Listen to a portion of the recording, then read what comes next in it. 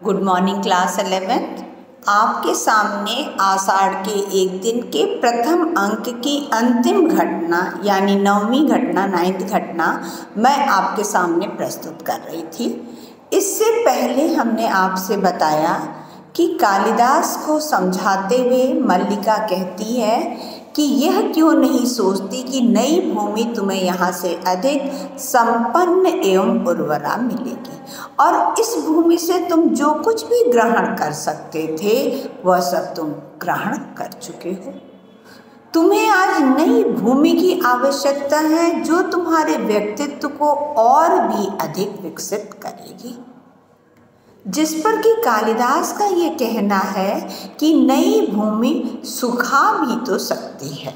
यहाँ पर नई भूमि उज्जैनी के लिए राजभवन के लिए बोला गया है। तब मल्लिका कहती है कि कोई भूमि ऐसी नहीं जिसके अंतर में कोमलता न हो। ये दो अर्थ में देख लीजिए, एक तो धरती माँ के अर्थ में देख लीजिए। चाहे हम धरती को कितना भी मलिन क्यों न करना चाहें, कितना हम उसको खंडित या टुकड़े टुकड़े में क्यों ना बांटना चाहें, लेकिन धरती अखंडित है, अमलिन यानी स्वच्छ है। दूसरी तरफ आप माँ के लिए भी देख लीजिए कि जिस प्रकार से माँ अपने बच्चे के व्यक्तित्व को संपूर्ण रूप से विकसित करने के लिए हर तरह से प्रयास करती है, ठीक उसी तरह से कोई भी भूमि या पृथ्वी सुखाएगी नहीं, बल्कि वह आपके व्यक्तित्व को पूर्ण रूप से विकसित करने में सहायक बनेगी। इसीलिए मल्लिका ने कहा है कि कोई भूमि ऐसी नहीं जिसके अंतर में कोमलता न हो। तुम्हारी जो प्रतिभा है वो क्या करेगी, उस कोमलता का स्पर्श अवश्य पालेगी। क्यों? क्योंकि कहते हैं ना, कलम में वह ताकत होती है जो तोप और तलवार में भी नहीं हो सकती। और कविता व्यक्ति के मन के भावों को प्रकट ही नहीं करती, उद्भाषित ही नहीं करती है, बल्कि उसे समाज का एक रूप भी लोगों के सामने जो हो रहा है उन घटनाओं को प्रस्तुत करती है। और वह कविता कवि की यानी कालिदास का मुख्य जीवन का उद्देश्य है। आज उसी के कारण उन्हें राजकवि का आसन भी मिल रहा है, जिसके कारण कह रही हैं कि तुम्हारी जो प्रतिभा योग्यता है वह उस कोमलता का स्पर्श अवश्य पालेगी। कालिदास और उस जीवन की अपनी अपेक्षाएं भी होंगी। क्यों? क्योंकि हम जिस वातावरण में जाते हैं उसी वातावरण के अनुसार ही अपने आप को परिवर्तित करते हैं। तो यहाँ पर मैं ग्राम प्रदेश में था, वहाँ राजभवन में जाएंगे, विलोम ने बताया ही है कि वहाँ तरह तरह के आकर्षण होंगे। तो इसी तात्पर्य में वह कह रही हैं कि वो जो नई भूमि होगी वहाँ पर तो अनेक प्रकार की और भी चीज़ें आवश्यकताएं उनके अनुसार अपने आप को परिवर्तित करना होगा। तब मल्लिका कहती, यह क्यों आवश्यक है कि तुम उन अपेक्षाओं का पालन करो। तुम दूसरों के लिए नई अपेक्षाओं की सृष्टि कर सकते हो। क्यों? क्योंकि तुम्हें उचित और अनुचित का आभास है। जरूरी तो नहीं है कि कोई एक गलत रास्ते पे चल रहा है तो हम भी उसी गलत रास्ते पे जाएं। हम उसको समयानुसार, अपनी आवश्यकता के अनुसार, अब लोगों की अपेक्षाओं के अनुसार उनमें कुछ परिवर्तन तो कर सकते हैं। इसीलिए मल्लिका ने कहा है कि तुम नई अपेक्षाओं की सृष्टि कर सकते हो। कालिदास, फिर भी कई आशंकाएं उठती हैं, मुझे हृदय में उत्साह का अनुभव नहीं होता। तब मल्लिका कहती है, मेरी ओर देखो। कालिदास क्षण भर उसकी आंखों की तरफ देखता रहता है। अब भी उत्साह का अनुभव नहीं होता। विश्वास करो, तुम यहाँ से जाकर भी अलग नहीं होगे। क्यों? क्योंकि व्यक्ति कोई भी जिस जन्म स्थान है, जो भी आप जहाँ रह रहे हैं उस स्थान को छोड़ के जब दूसरे स्थान पे जाना होता है तो व्यक्ति के मन में अनेक प्रकार की भावनाएं विचार आते हैं। तो इसी, और वो कह भी रहा है ना कि इस भूमि का आकर्षण है, यहाँ का वातावरण है, तुम हो। इसीलिए मल्लिका कहती है कि विश्वास करो, तुम यहाँ से जाकर भी अलग नहीं होगे। क्यों? यहाँ की वायु, यहाँ के मेघ और यहाँ के हरिण, इन सबको तुम साथ ले जाओगे। वायु वातावरण के लिए प्रयोग कर दीजिएगा, मेघ, बादल इत्यादि जहाँ पे जाके काव्य रचना कर रहे हैं, यहाँ के हरिण, क्योंकि हरिणों से बहुत मोह है और हरिण के बच्चे इत्यादि में मैंने कहा था आपको, आप अंडरलाइन करिएगा। क्यों? क्योंकि क्लास 12th में जब आप जाइएगा तो उसे स्पष्ट कर दिया जाएगा। इन सब को तुम साथ ले जाओगे और मैं भी तुमसे दूर नहीं हूँ। जब भी तुम्हारे निकट होना चाहूंगी पर्वत शिखर पर चली जाऊंगी और उड़कर आते मेघों में घिर जाया करूंगी। अब इसको स्पष्ट करने से पहले मैं आपको यह स्पष्ट कर दूं कि आषाढ़ का एक दिन नाटक कालिदास की किस रचना पर आधारित है, तो वह आप लिखिएगा मेघदूत पर आधारित। और यह किसके लिए इन्हें राजकवि का आसन मिला है, तो ऋतु संहार के लिए इन्हें राजकवि का आसन। मेघदूत हमने इसलिए कहा है क्योंकि कालिदास की एक रचना है मेघदूत, उसी पर यह आषाढ़ का एक दिन आधारित है। इस घटना को, कहानी को मैं कम शब्दों में आपको स्पष्ट कर दे रही हूँ। मेघदूत, मेघ को दूत बना करके, दूत यानी जो संदेश वाहक बना के भेजा गया। इस कहानी की शुरुआत क्या है, कुबेर जो धन के स्वामी हैं, उनकी अलका नगरी में यक्ष है उनका दूत।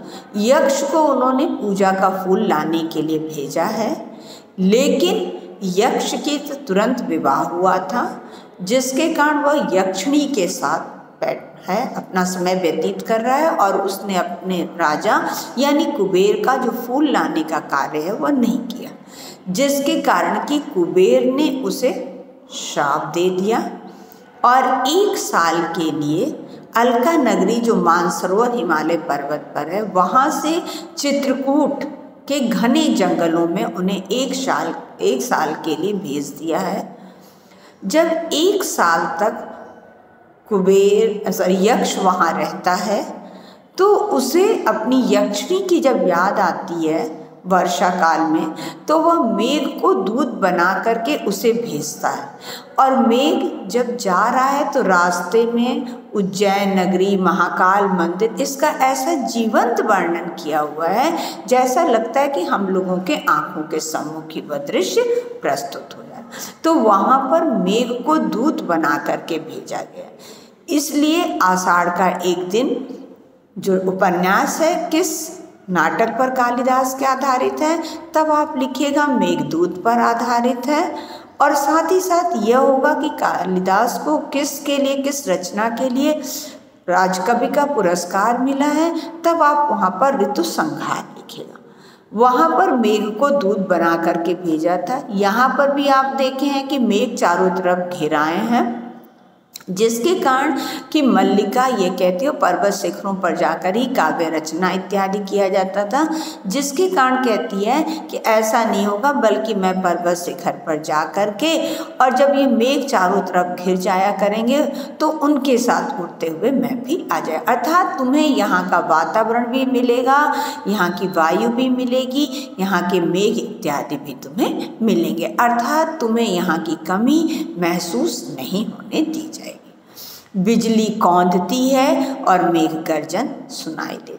यहाँ पर बिजली कौंधती और मेघ गर्जन, बिजली कौंधती का तात्पर्य या मेघ गर्जन का तात्पर्य संकेतात्मक रूप में या प्रतीकात्मक रूप में हमारे मन मस्तिष्क में जो अनेक प्रकार के विचारों का आगमन होता है, उसके लिए मेघ गर्जन या बिजली कौंधती इत्यादि का संकेतात्मक रूप में प्रयोग किया। अर्थात अनेक प्रकार के मानसिक विचारों का उथल पुथल मल्लिका के भी मन मस्तिष्क में हो रहा है और कालिदास के भी मन मस्तिष्क में हो रहा है, इसलिए बिजली कौंधती और मेघ गर्जन सुनाई देता है। कालिदास उसके हाथ पकड़े रहता है, मल्लिका पलकें झपक कर अपने आंसू सुखाती है। क्यों? क्योंकि भाई अब वो कह रही है ना कि मुझे मालूम है तुम्हारे जाने से मेरे जीवन में रिक्तता आ जाएगी, लेकिन फिर भी यह होने के बावजूद भी, क्यों? क्योंकि उसकी जो भावना है वह पवित्र, कोमल और अनश्वर है।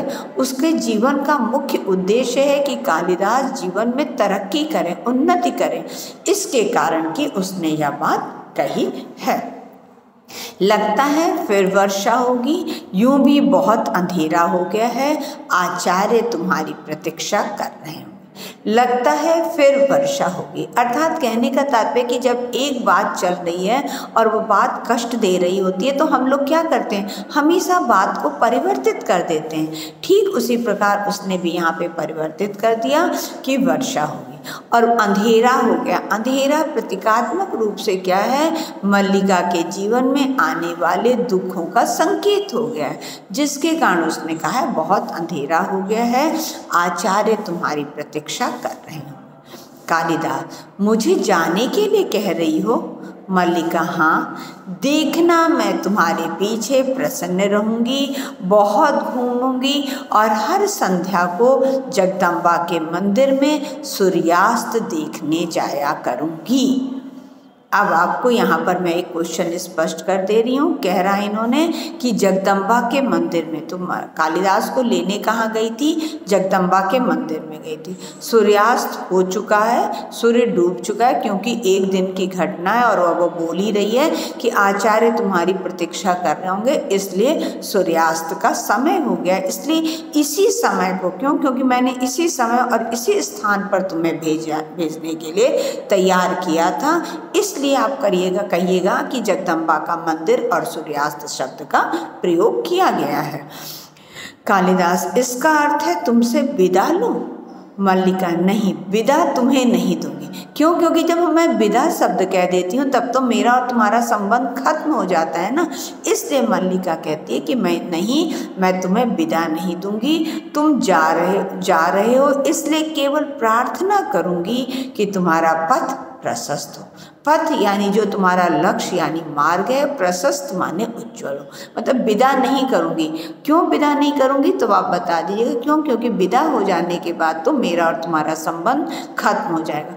मैं तो वहाँ पर सिर्फ तुम्हारे व्यक्तित्व को विकसित करने के लिए, तुम्हें जो यह राजकवि का आसन है, जो गाँव के लोग तुम्हें एक सामान्य व्यक्ति समझ रहे हैं, इन सब उद्देश्यों से के कारण मैं तुम्हें भेज रही हूँ, इन सब कारणों से मैं तुम्हें भेज रही हूँ। इसलिए मैं तुम्हें विदा नहीं कर रही हूँ, बस तुमसे प्रार्थना कर रही हूँ कि तुम्हारा पथ प्रशस्त। उसके हाथ छोड़ देती है, जाओ। कालिदास पल भर आंखें मूंदे रहता है, फिर झटके से चला जाता है। मल्लिका हाथों में मुंह छिपाए आसन पर जा बैठती है। देखिए, झटके से चला जाता है। जिस प्रकार से हम लोग विचारों, अपने मन मस्तिष्क में मेरे को एक विचार चल रहे हैं और उन विचारों से जब अपने आप को हटाना चाहते हैं तो जिस प्रकार से झटके से किन्हीं विचारों को छोड़ते हैं, ठीक उसी प्रकार से यहाँ पर भी प्रयोग किया गया है कि झटके से चला जाता है। मल्लिका हाथों में मुँह छिपाए आसन पर जा बैठती। तीव्र मेघ गर्जन सुनाई देता है और साथ वर्षा का शब्द सुनाई देता है। मल्लिका अपने को रोकने का प्रयत्न करती हुई भी सिसक उठती है, अर्थात अपने को रोकना चाह रही है, लेकिन फिर भी वह सिसक उठती। क्यों? क्योंकि वह आंतरिक रूप से तो दुखी है ही है ना कालिदास के जाने से। बस उसका जो उद्देश्य है, जिसके कारण कि वह भेज रही है, लेकिन जो अंदर का आंतरिक दुख है अंतरात्मा का, वह तो उसके लिए प्रयोग किया गया, सिसक उठती है। अंबिका अंदर से आकर उसके सिर पर हाथ रखती है और उसका मुँह ऊपर अंबिका, मल्लिका आसन से उठ खड़ी होती और झरोखे के पास जाकर उससे सिर टिका लेती है। अंबिका, तुम स्वस्थ नहीं हो मल्लिका, चलो अंदर चलकर विश्राम करो। ये माँ का स्नेहमयी व्यक्तित्व है। क्यों? क्योंकि माँ चाहे कितना भी अपने बच्चे से नाराज क्यों न हो, कितना भी दुखी क्यों न हो, लेकिन जैसे ही माँ ये देखती है कि उसका बच्चा दुखी है या किसी बात से परेशान है, वह सारे जो भी उसको था उन सब चीज़ों को भूल जाती है और फिर इसीलिए वो कहती है तुम स्वस्थ नहीं हो, चलो अंदर चलकर विश्राम। मल्लिका अपना सिसकियाँ दबाने का प्रयत्न करती हुई उसी तरह खड़ी रहती है। मल्लिका, मुझे यहीं रहने दो माँ, मैं अस्वस्थ नहीं हूँ। देखो माँ, चारों ओर कितने गहरे मेघ घिरे हैं, कल ये मेघ उज्जैनी की ओर उड़ जाएंगे। चारों ओर कितने गहरे मेघ घिरे हैं। ये संकेतात्मक रूप में लेखक ने यहाँ पर आपको स्पष्ट कर दिया है कि अब मल्लिका के जीवन में दुखों का आगमन शुरू हो रहा है, जिसके कारण कि उन्होंने कहा कि चारों ओर कितने गहरे मेघ घिरे हैं और कल ये मेघ उज्जैनी की ओर उड़ जाएंगे। अर्थात यहाँ पर मेघ प्रतीकात्मक रूप में कालिदास को माना गया है, और वो प्रतीकात्मक रूप में कालिदास को मानेगा क्यों? क्योंकि कालिदास भाई चला गया है झटके से, इसका मतलब कि वह उज्जैनी जाने के लिए तैयार है, जिसके कारण उन्होंने कहा कल ये मेघ उज्जैनी को। पुनः हाथों में मुंह छिपाकर सिसक उठती है, अंबिका पास जाकर उसे अपने से सटा लेती है। अंबिका, रो नहीं मल्लिका। क्यों? क्योंकि अंबिका तो जानती थी ना कि कालिदास किस प्रकार का व्यक्ति है, वह इतना जो नाटक कर रहा है वह जाए, क्योंकि वह मातुल से यही तो कहती है ना कि तुम्हारा भाग्ने लोकनीति में निष्णात है, जिसके कारण कि वह जान रही थी कि यह जाएगा अवश्य। इसीलिए अंबिका कहती है रो नहीं मल्लिका। मल्लिका, मैं रो नहीं रही हूँ माँ, मेरी आँखों से जो बरस रहा है वह दुख नहीं है, वह सुख है माँ, सुख। क्यों? क्योंकि वह माँ के सामने कैसे इस बात को प्रकट करे? क्यों? क्योंकि उसका तो निस्वार्थ व्यक्तित्व है। वह तो जानती है ना कि कालिदास सिर्फ अपने व्यक्ति, उसे नहीं मालूम है कि कालिदास आत्मसीमित है, वह सब ये विचक्षणता इत्यादि। माँ को तो जीवन का अनुभव है ना, माँ उस व्यक्ति के बारे में जान रही है, इसके कारण कि वह कहती है कि रो नहीं मल्लिका, ये तो मुझे मालूम था कि ये चीज़ होना ही होना है, लेकिन मल्लिका को समझ नहीं है, इसलिए कहती है मैं रो नहीं रही हूँ माँ, और मेरी आँखों से जो बरस रहा है वह दुख नहीं है, वह सुख है माँ। अर्थात खुशी के आंसू हैं कि कालिदास किसी तरह तो वहाँ जाने के लिए तैयार हो गए। इन तात्पर्य पे उसने कहा है कि यह सुख है माँ, सुख। अंबिका के वक्ष में मुँह छिपा लेती है। पुनः मेघ गर्जन सुनाई देता है और वर्षा का शब्द ऊंचा हो जाता है। नाटक का जो प्रारंभ है, आप हमेशा देखिएगा आषाढ़ के एक दिन का नाटक का प्रारंभ भी जब पर्दा खुलता है तब भी मेघ गर्जन होता है और वर्षा के शब्द धीरे धीरे कम होने लगते हैं। लेकिन जैसे ही नाटक समाप्त होता है वैसे ही पुनः मेघ गर्जन सुनाई देता है और वर्षा का शब्द ऊंचा हो जाता है। अब आपको जो शीर्षक लिखने के लिए आएगा, आपका आषाढ़ का एक दिन प्रथम अंक क्लास 11 आपके जो फाइनल एग्जाम में जहाँ तक आएगा वह कंप्लीट करा दिया गया है।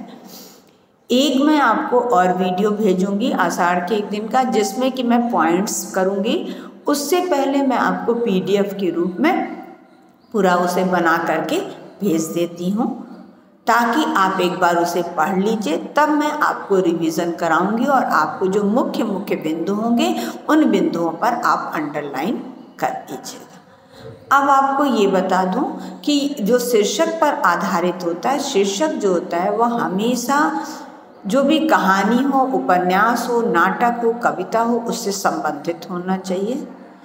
किसी के भी कहानी, नाटक इत्यादि मैं बोल दे रही हूँ क्यों? क्योंकि मैं बार बार उसको रिपीट ना करूँ। उसके प्रारंभ में होना चाहिए, मध्य में होना चाहिए और अंत में होना चाहिए। जैसा कि आषाढ़ का एक दिन, वर्षा के शब्द, मेघ गर्जन इत्यादि आपने प्रारंभ में भी देखा है और अंत में भी देखा है। अब द्वितीय अंक और तृतीय अंक में भी इसी तरह आएगा, लेकिन यदि आपको क्वेश्चन आता है शीर्षक पर तब आप बीच बीच से कर दीजिएगा। नेक्स्ट आपका आएगा कि इसके माध्यम से आपको संदेश क्या मिला। तो आपने देखा है कि माँ के द्वारा, माँ जो कहती है ना वह अनुभवी है, रो नहीं माँ, रो नहीं मल्लिका इत्यादि, जिसके कारण वह अनुभवी है। वह बार बार समझाती है लेकिन नहीं समझता। व्यक्ति की योग्यता उसके 1/4 अंश का निर्माण करती है, शेष पूर्ति पद और प्रतिष्ठा के द्वारा होती है। इस पॉइंट के आधार पर कर दीजिएगा। या जो माँ कहती है, सम्मान प्राप्त होने पर सम्मान के प्रति प्रकट की गई उदासीनता व्यक्ति के महत्व को बढ़ा देती है। या माँ जो कहती है, तुम क्या सजीव व्यक्ति नहीं हो कि तुम्हारा अपने प्रति या उसका तुम्हारे प्रति कोई कर्तव्य नहीं है, इत्यादि। जो जो पॉइंट्स आपने महत्व, कम से कम 5 पॉइंट्स आप संदेश में दीजिएगा।